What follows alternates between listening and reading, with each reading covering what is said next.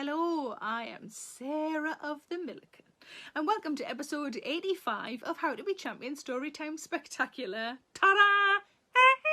Oh, it's a really good one. See if I can do two. Oh, that's not very good.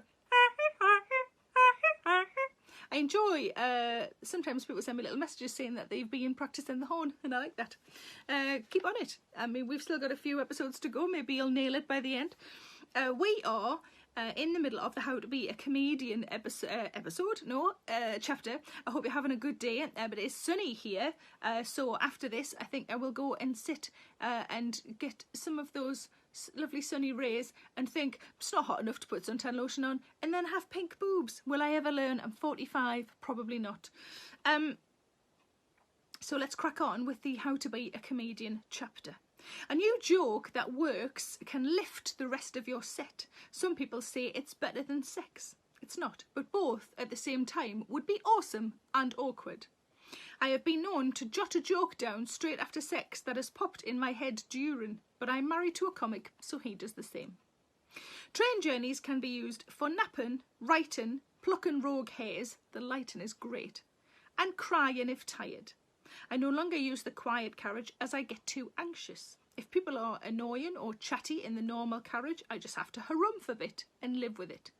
If they are annoying and chatty in the quiet carriage, I get so mad I can't concentrate on what I'm doing and I have a word. I once pulled a woman's friend aside as she went past me to go to the toilet, suggesting she remind her friend that phone calls are not allowed in the quiet coach. I spoke quietly so the woman had to lean in. I used to have a teacher who did that, and he was much more terrifying than the one who shouted across the school hall. I went to get off at the next stop, and a nearby man who was clearly on the train for a lot longer thanked me. On an unrelated note, I once got off the Tyne and Wear metro, having dropped a terrible fart. I stood on the platform and watched 4 young lads jump straight into the seats I had just vacated. I got to see the moment my fart hit their faces. It was glorious. Learning to drive means you get to go home more and you can do last-minute gigs. Train ticket prices make the latter almost impossible otherwise. I learned to drive at 31. It took me 2 years and 3 driving instructors. The first one decided he didn't want to work evenings and weekends, which is when I was getting my lessons. And the second and third were just because I moved. When one of my instructors was on holiday, he got a pal of his to cover his lessons. I can't remember what he said, but as soon as I got in the car with him, I felt so uncomfortable that I got back out. Something wasn't right, so I made an excuse and left. Never stick around somewhere that you instinctively feel is odd or potentially unsafe. No is a great word. Look after yourself with it. I don't know what may or may not have happened if I'd stayed in that car, but it wasn't worth taking the risk to find out. You'll get lifts off comics and give lifts to comics. It's worth knowing that if people give you a lift back to London, you'll get dropped off at Trafalgar Square.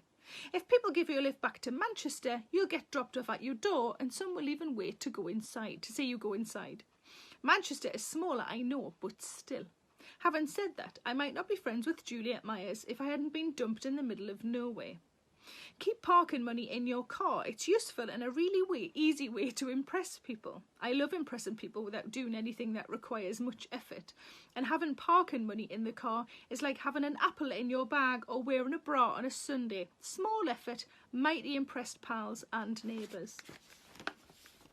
Keep emergency biscuits and water in your car. I've never been very good at this. I'm good at putting the biscuits in the car, but I'll often eat them, citing the emergency as, I'm hungry, or simply, there are biscuits here, look.